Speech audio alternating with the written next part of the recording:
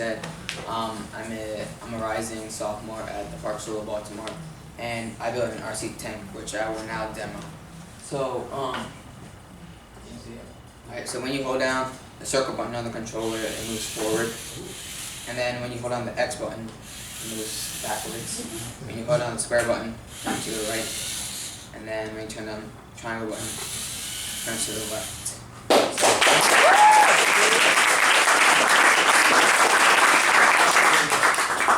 My process for this was, first I had to build a chassis or the base for the robot.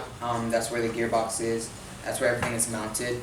And the next thing I had to do was I had to wire the motors to get them to spin, which makes the robot move. And I had to wire the PS2 controller to the Arduino so that it can control the robot.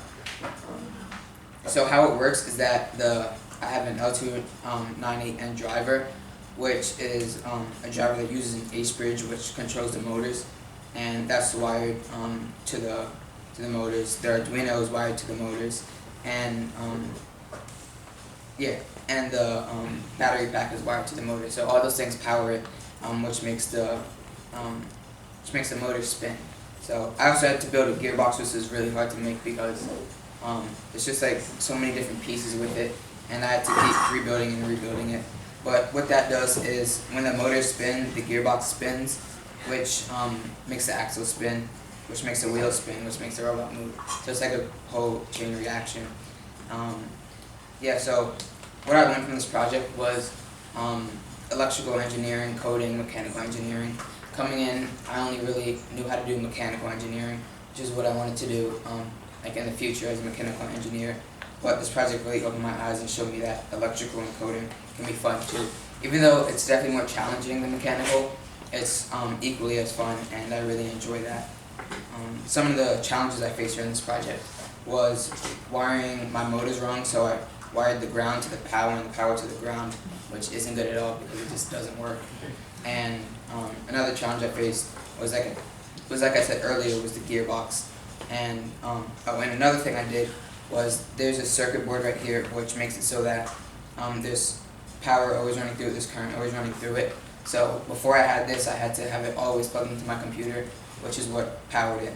But now I just have this, so it can like move anywhere it wants to. So yeah, thank you.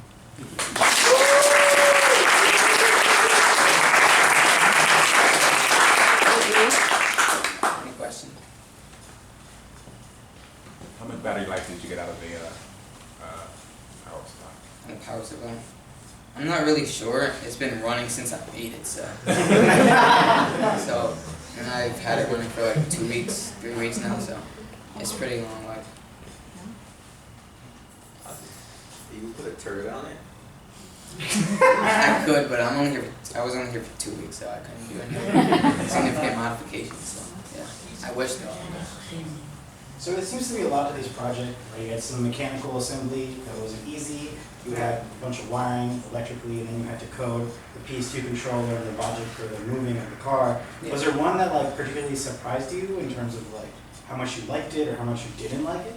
Yeah, so like what I was saying earlier, when I first came in, I've done some like robotics from my school. I do robotics from my school, and we also did like coding and electrical stuff, but I didn't like it at all. It was super boring.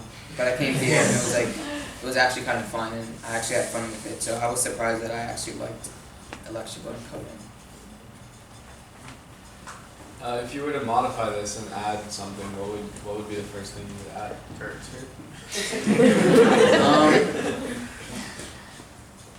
Let's see. Probably like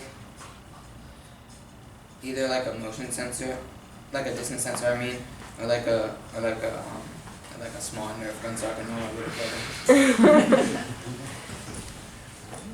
So I see that you're controlling it strictly with controlling it. Is that a wired or is it wireless? Yeah, it's wired right here. So this is like connected to the PS2 controller. So I had to wire it to the Arduino, which is what makes it connect.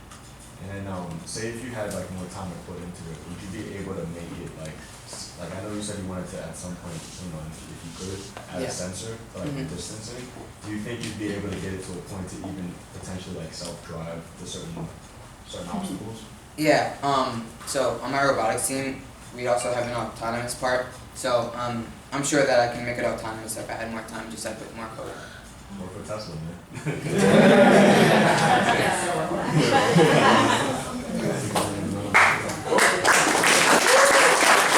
Question. One last question. How do you plan to apply what you learned here moving forward? Maybe even with your robotics team or It's school? like taking more of a leadership role on my robotics team. Okay. Thank you. Is that what you're trying to get? That's what it's like.